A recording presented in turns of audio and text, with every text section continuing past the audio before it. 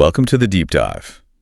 If you're joining us today, chances are you know the feeling we're targeting. Yeah. It's late, you're running on caffeine and fumes. 3 major deadlines are looming, your group chat is just exploding with non-urgent drama. You're paralyzed, sort of staring at a blank screen, wondering where your entire afternoon and maybe your evening just vanished. Yeah, that cycle, that manic cramming followed by, profound burnout, it isn't really a failure of willpower. It's usually a failure of system. Students today are battling just information saturation and constant engineered distraction. It creates this sort of constant grinding academic dread. Exactly. We've all been there, I think. Yeah. Today, we've taken a really deep dive into, an extensive stack of sources, research papers, productivity manuals, psychological studies that promise a concrete way out. Our goal is to bypass the typical, maybe boring, surface-level advice and get straight to the deep strategies that really radically changed academic outcomes for people just like you. Mm-hmm. And this deep dive, it's designed to be your shortcut. We're providing you with a complete, well-informed strategy guide to advanced time management systems. These are not just theoretical concepts, they are immediately actionable. You can start applying these systems, today, and begin building back your personal freedom, maybe even by the weekend. We are unlocking time management not as like an obligation, but as your ultimate superpower. Okay, let's unpack this core philosophical shift right away. Yeah. The standard definition of time management, it sort of suggests it's about figuring out how to squeeze more things in, right? More classes, more commitments, more studying into an already packed day. And that's, I think, the most damaging misconception we really need to dismantle first. If you view time management as just a tool for cramming, you will inevitably resist it. It feels like punishment. Yeah, who wants more crammed in? Exactly. Effective time management is actually about the opposite. It's about the deliberate creation of space. It's about freedom in your schedule. I love that reframing. It sounds a bit counterintuitive, though. If I spend time organizing, how am I getting more freedom? What's the ultimate trade-off here? Well, the trade-off is control. When your work is scheduled efficiently, you actually open up reliable, large blocks of time that is guaranteed to be yours. Okay. This means freedom for hobbies, personal life, and crucially, deep relaxation, like actual downtime. You stop working harder, trying to catch up all the time, and you start working smarter, which inherently buys back your personal hours. But is the benefit purely practical, or is there a mental component too? Because the research we looked at suggests students who master time management report less stress and more free time. That honestly sounds like a magic trick. It's not magic, though. It's applied psychology. Mm-hmm. Think about that pervasive, low-level anxiety that occupies your mind when tasks are just floating around unscheduled. Your brain is constantly running these background checks. Did I remember to start that project? When will I fit in that reading? Am I forgetting a deadline somewhere? Ugh, that constant low-level hum of dread. Yeah. It's exhausting. Precisely. And that is cognitive energy just being wasted on what we call mental clutter. Once you assign a specific task to a specific block of time on your schedule, once it's locked in, it's documented, your brain receives the signal that, okay, the decision has been made and the task is safely contained. You dramatically reduce that background anxiety because you're no longer wasting precious cognitive resources worrying about when or even if you should be doing something next. So by managing time, you're actually clearing cognitive space, Yeah. which is why the stress drops. Interesting. It's less about just achieving efficiency and maybe more about achieving some mental peace. Exactly. The ultimate takeaway here is that time management is a superpower. Yes, it grants you better grades, but fundamentally it grants you better mental health and maybe most importantly, the freedom to pursue the things that make life meaningful outside of just academics. So if we accept that time management is really about creating freedom, the next logical step is implementation. How do we actually do it? And we have to ditch the basic to-do list. Right, the list of doom. Yeah, a to-do list is simply a roster of wishes, maybe hopes. It holds no real commitment or time investment. We need a planning revolution. Okay, let's talk practical application then. The sources we looked at, they heavily push for creating a high-fidelity visual schedule, one that captures absolutely everything, your mandatory classes, dedicated study blocks, gym time, social downtime, even just chilling out. Yes, the visual element is pretty much non-negotiable, and specifically the use of color coding. Your brain processes color and visual cues exponentially faster than just reading plain text. Makes sense. So by assigning colors, say maybe red for urgent deadlines, blue for fixed class times, green for dedicated deep study, and perhaps yellow for personal commitments, the schedule instantly becomes a kind of visual dashboard. It sounds like it reduces the activation energy needed to even look at your schedule. Like you don't have to read and interpret a block. You just see green and, okay, it's time for focused academic work. That's the key benefit, exactly. It reduces the cognitive load required just to navigate your day. But the real structural change here, the game changer, is the technique used to fill those visual blocks, time blocking. Right. And this is more than just writing down activities, isn't it? It's assigning a specific task, a duration, and maybe even a location.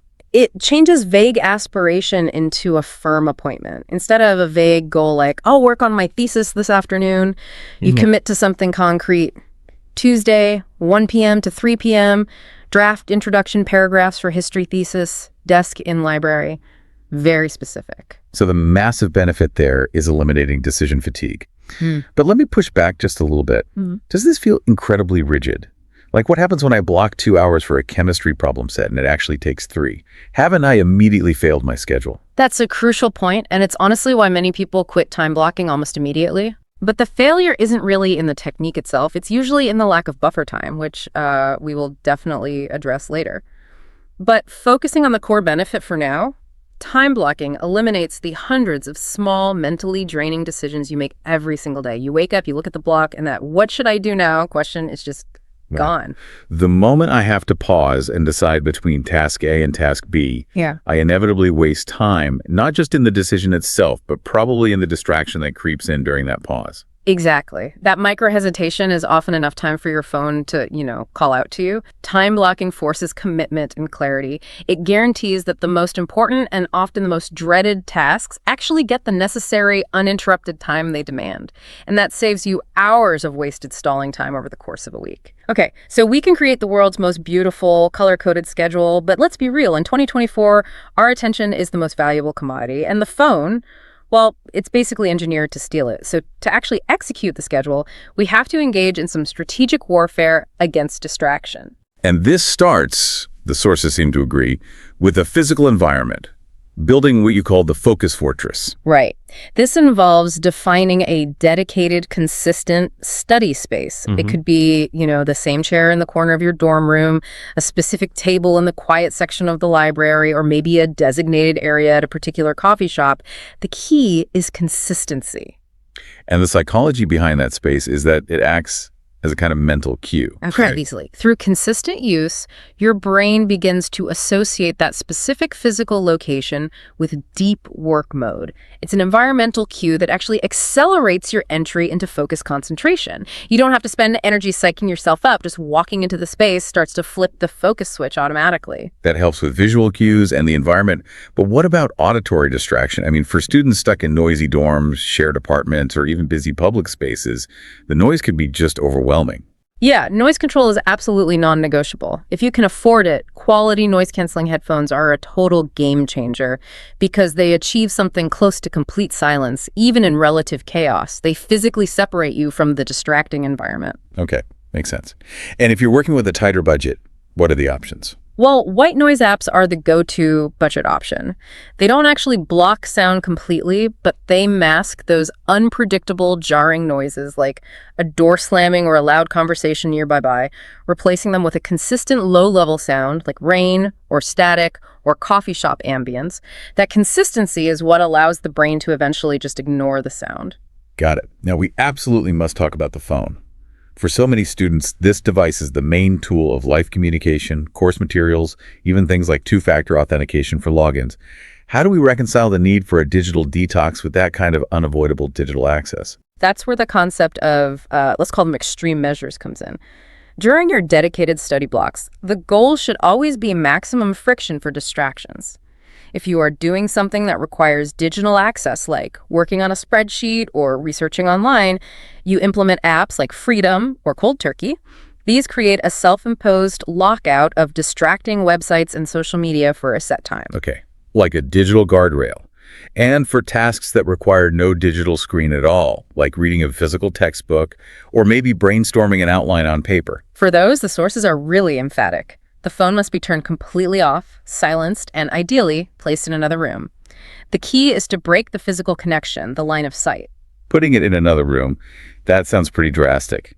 But this relates directly to the cognitive cost of visibility, which honestly was one of the most powerful insights in this deep dive for me. It really is the critical insight here. The research is incredibly clear. Even just having your phone visible on the desk, maybe face down and silenced, measurably reduces your cognitive capacity. Wow.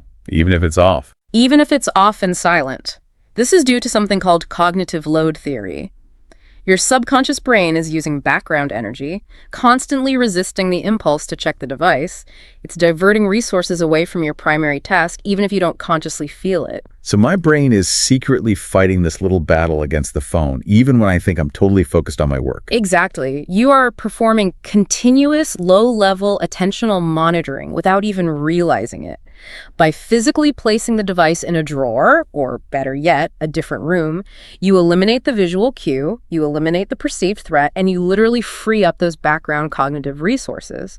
Putting your phone away isn't just about discipline, it's about optimizing your actual brain function. You become smarter in that moment. Okay, so we've built our fortress, we've scheduled our time meticulously. The next big enemy is the internal one, procrastination. And I think we often fall into the trap of thinking procrastination just equals laziness. Yeah, and it is almost never actually laziness. The root cause of procrastination is generally emotional avoidance. We avoid tasks because they feel overwhelming or scary or difficult, or maybe they expose us to the potential risk of failure.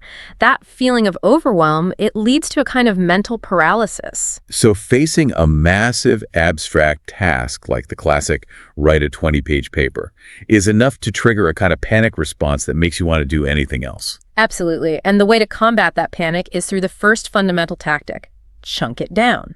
Breaking the intimidating task into tiny, non-threatening components. Right. You need to convert that abstract mountain into a series of achievable little molehills. So instead of write a paper, the task becomes something like spend 45 minutes brainstorming 3 possible topic sentences, or find and summarize one academic source related to X. The key is making the component so small that your brain encounters almost zero resistance to starting it. That's the core idea, isn't it? Like the old saying, how do you eat an elephant? One single bite at a time.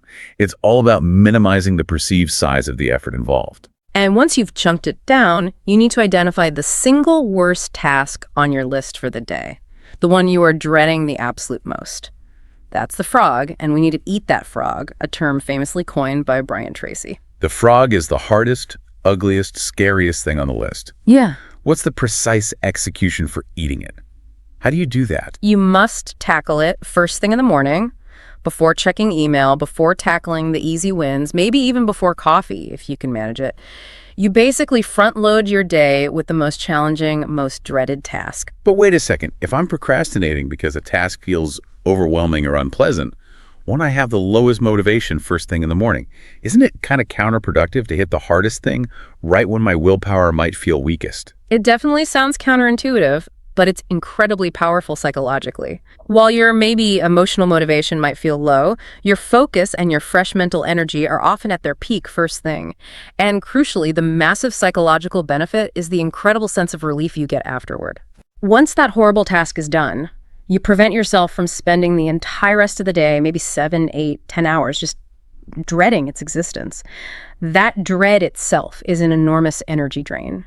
Instead, you start the day with a significant win, and the rest of the day just feels easier by comparison. Okay, that makes sense. So you've chunked it, you're facing the frog first thing, but you're still paralyzed. You just cannot get the pencil to the paper or your fingers to the keyboard.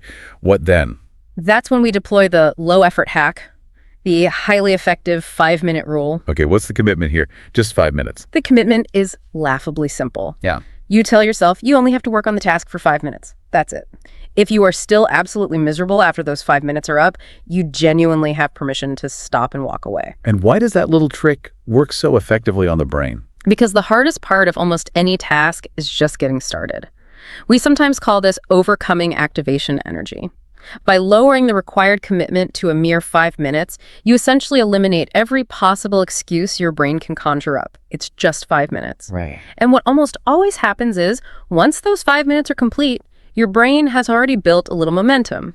The feeling of effort often dissipates, the task seems less daunting, and you usually find yourself continuing the work quite naturally. It's basically a guaranteed way to jumpstart deep work when you feel stuck. All right, so once we have that momentum going, we need to optimize the quality of that work time.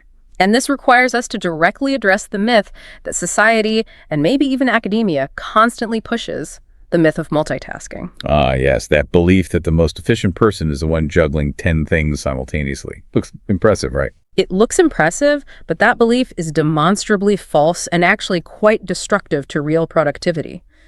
The sources we looked at consistently show that trying to switch rapidly between tasks, which is what multitasking really is, can reduce your overall productivity by up to 40%.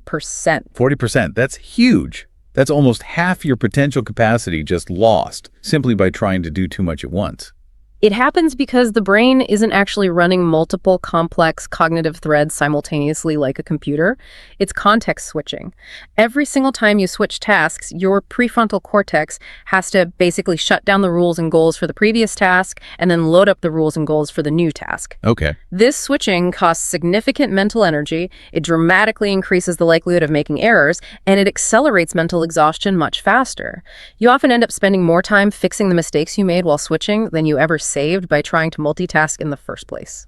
So the clear solution is focused, single tasking. And the absolute gold standard technique for achieving this, according to the research, seems to be the Pomodoro technique. Yes, the Pomodoro technique is really powerful because it works with the brain's natural cycles of focus and fatigue, not against them. The mechanism is simple: 25 minutes of highly focused work on one single task, followed immediately by a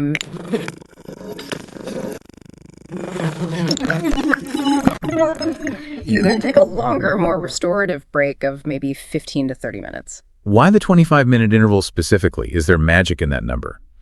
It seems to hit a cognitive sweet spot for most people. 25 minutes is generally long enough to achieve substantial depth on a task, to really get into it, but it doesn't feel intimidating or overwhelming like, say, blocking out 2 solid hours might. It's a commitment pretty much anyone feels they can make. Okay. And that guaranteed 5-minute break acts as a crucial release valve. It prevents burnout because you know relief is imminent. You can push hard for 25 minutes knowing a break is coming, which helps maintain motivation and allows the brain a moment to refresh its focus before the next sprint. So the break isn't wasted time. It's actually an essential part of the concentration cycle itself. Yeah. But what if I get really deep into the break and lose the flow? I mean, I can easily find myself checking social media for those 5 minutes, and then suddenly the next 25-minute sprint feels completely derailed. That's probably the most common trap, definitely. The 5-minute break needs to be structured rest, not just unstructured downtime. That means get up, stretch, grab some water, look away from the screen, maybe do something tactile like tidying your desk slightly, but never open an email client, a social media app, or start any kind of secondary task that requires cognitive engagement. Oh. If you open your email during that 5-minute break, you've initiated context switching and you've basically contaminated the focus state you were trying to build for the next Pomodoro. The 5-minute rest is purely for physical and mental relief, not for introducing new digital inputs or tasks. Okay, that clarifies the rules of the game significantly. Now, for the final efficiency boost in this section, we need to talk about data specifically, knowing where our time actually goes, not just where we think it goes. Right. For this, we strongly recommend using time tracking apps. Tools like Rescue Time or Toggle are great examples. These apps run silently in the background on your computer or phone, and they meticulously track how much time you spend in various applications and on different websites. And what do they typically reveal? Is it often surprising? Oh, they almost always reveal massive discrepancies between perception and reality. Someone might genuinely assume they only spent, say, 30 minutes scrolling through news sites or social media during their study breaks, only for the app to report that the total accumulated distraction time was actually closer to 2 or even 3 hours scattered throughout the day. Wow. That kind of eye-opening objective data is absolutely critical for change. So you should think of it almost like a financial audit, but for your most valuable resource, Yeah. your time. Exactly. You can't effectively plug the leaks in the boat until you know precisely where the holes are. These apps provide the necessary diagnostic data to confront your actual habits and ensure that your time blocks and your Pomodoro sprints are based on reality, not just on wishful thinking or optimism. We've built up all this efficiency, but relentless, nonstop effort is completely unsustainable. We really need to shift the paradigm around rest. Rest is not the enemy or the opposite of productivity. It is an integrated and absolutely necessary component of productivity. Grinding constantly, 247, actually leads to diminishing returns and rapid cognitive fatigue. And this brings us straight to the absolute foundation of cognitive function. Sleep hygiene. It's far more important than just resting your body, isn't it? It's about your brain. Oh, absolutely. Sleep is where the real deep processing happens. During sleep, particularly during the NREM and REM phases, your brain performs a crucial function called memory consolidation.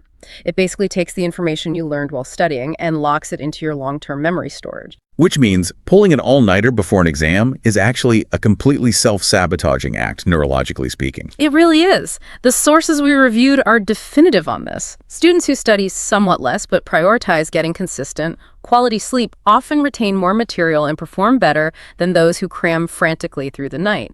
You might gain a few extra hours of looking at the material, but you sacrifice the very biological mechanism needed to make that studying actually stick. So what are the key non-negotiable practices for good quality sleep hygiene? What should listeners focus on? There are three primary things, really. One, consistency. You need to maintain roughly the same bedtime and wake time, yes, even on weekends, as much as possible.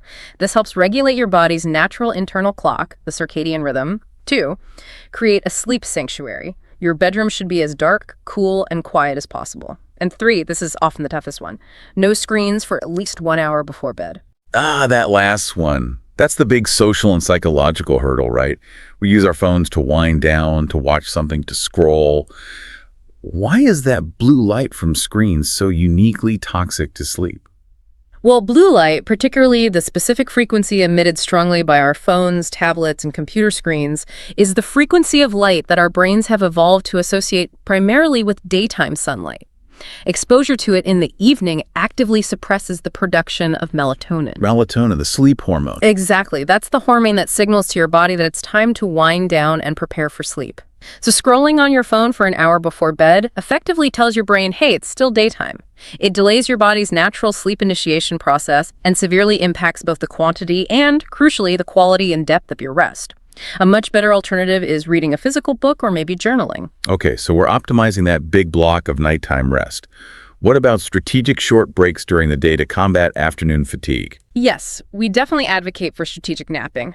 A well-timed, targeted 20-minute power nap can dramatically boost alertness, focus, and even memory retention for the rest of the afternoon. Why 20 minutes specifically? Does longer become detrimental? Precision is really critical here. Naps should ideally be kept under 30 minutes, with 20 minutes often being the sweet spot. This is to ensure you don't fall into the deeper stages of the sleep cycle. Waking up abruptly from that deeper sleep is what leads to that familiar groggy, disoriented feeling. We call it sleep inertia, which pretty much defeats the entire purpose of the nap. A 20-minute power nap provides refreshment without the subsequent grogginess. Got it. Finally, let's touch on using those large breaks or holidays effectively. I imagine most students just want a 100% detox from academics during those times, but you're suggesting a more strategic application of work. It might sound counterintuitive again, but it's often the ultimate trade-off for anxiety reduction. If you treat a holiday or a long break as 100% pure downtime, you often spend the last few days of it just dreading the massive workload you know is coming when classes restart. Yeah, that Sunday scaries feeling, but amplified. Exactly. Instead, consider dedicating a very small targeted amount of time, say maybe just 2 hours total, spread across a week-long break to strategic preparation. This could be outlining the first big assignment that's due back, or getting a head start on some foundational reading for the next module. So maybe 95% pure relaxation, but with a little 5% targeted effort mixed in. Precisely. That small strategic investment up front means you avoid potentially massive stress and frantic catch-up work when classes actually resume. 1 hour of proactive, low-stress work during the break can genuinely save you maybe 3 hours of reactive, panicked work later. It actually maximizes the quality of your overall rest period by reducing the anxiety looming at the end of it. Okay, everything we've discussed so far, time blocking, Pomodoro, chunking it down, it all requires incredible initial effort and discipline. How do we ensure these powerful ideas evolve beyond just temporary good habits into permanent, sustainable success strategies? We do that by understanding the crucial difference between a habit and a system. A habit is something you do, often relying on willpower. A system, on the other hand, is the underlying infrastructure you build that makes the desired habit almost inevitable, or at least much, much easier. A good system reduces the need to constantly rely on volatile motivation or willpower. So just relying on the habit, I will study every morning, is inherently fragile because willpower fluctuates. What does the system look like for that same goal? The system is all about engineering your environment to support the desired behavior. It means reducing the activation energy required to start the habit to almost zero. Okay. So the system for study every morning might involve leaving your study materials physically open on your desk the night before, already turned to the specific chapter you plan to read. It might mean placing your noise-canceling headphones right next to the book, maybe having your coffee maker preloaded and set on a timer. Ah, I see. You've systematically eliminated all those tiny little barriers, finding the right book, fumbling with the coffee, clearing off the space, that collectively give your brain easy excuses to stall or procrastinate. It's about maximizing the ease of starting the good behavior. And conversely, a good system must also intentionally maximize the friction involved in engaging in bad behavior. Which means, give me an example. Well, if your primary distraction is your phone, the system isn't just try not to check it. The system is putting the phone in a slightly inconvenient, difficult-to-reach drawer, maybe even in another room entirely. This dramatically increases the physical friction required to check it. Right. You now force yourself to consciously stand up, walk across the room, open the drawer, and retrieve the phone. That extra 5 or 10 seconds of deliberate physical effort is often just enough time for the rational, goal-oriented part of your brain to intercept the impulsive, distraction-seeking action.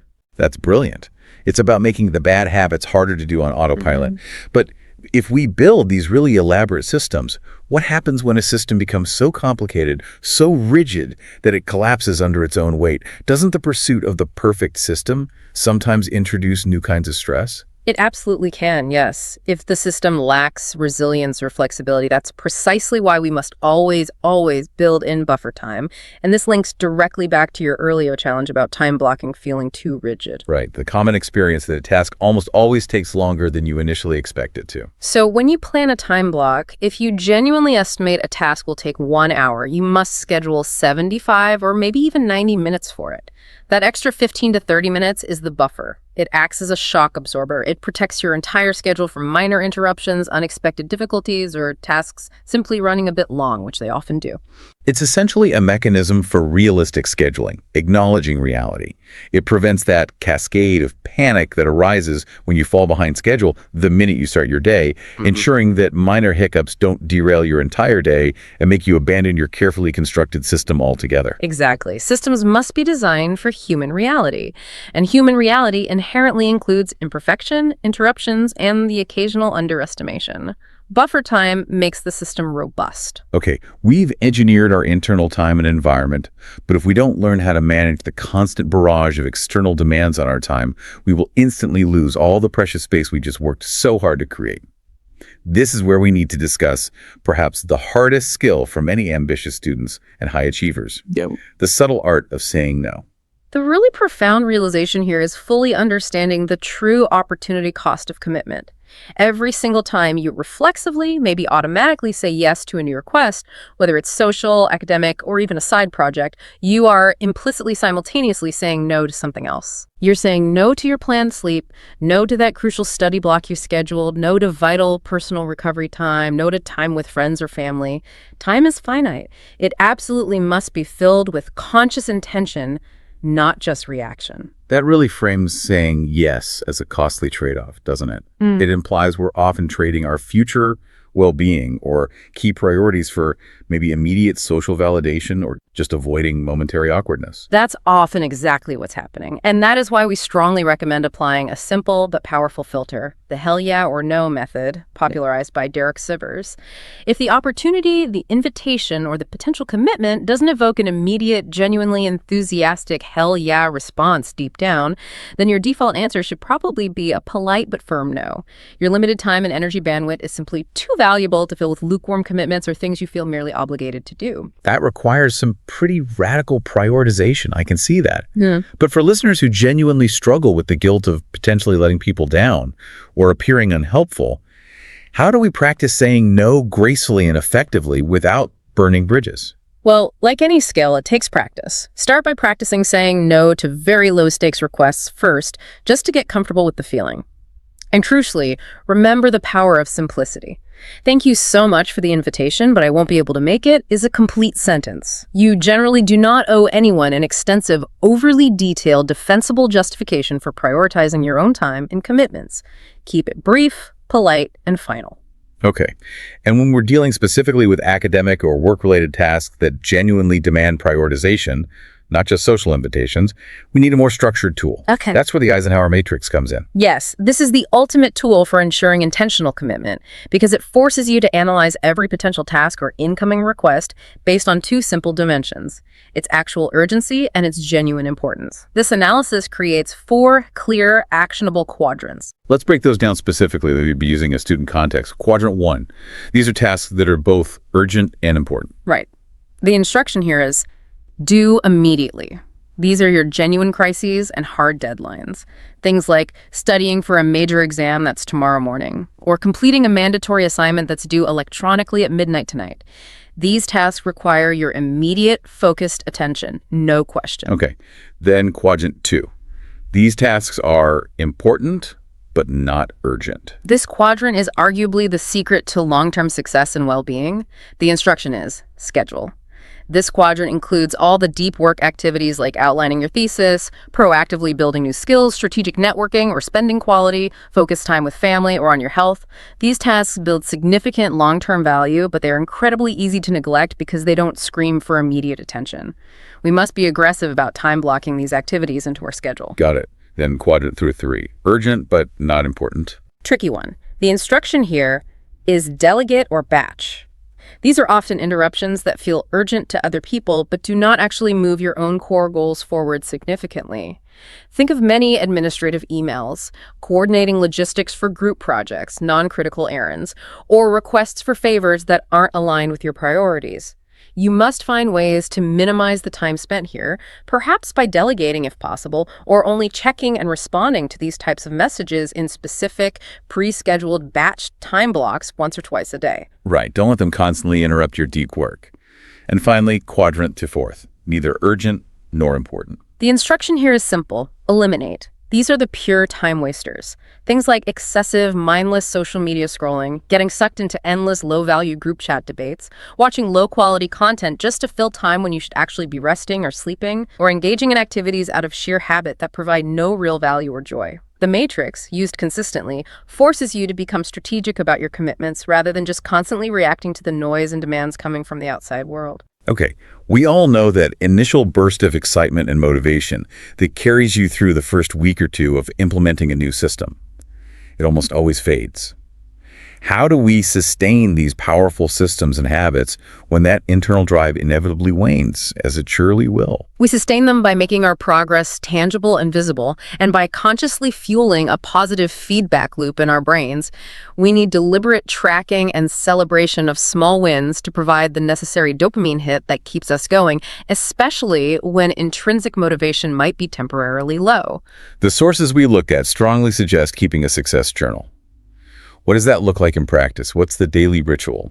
It's very simple. At the end of every single day, take literally 2 minutes to write down 3 small accomplishments from that day related to your time management or focus goals.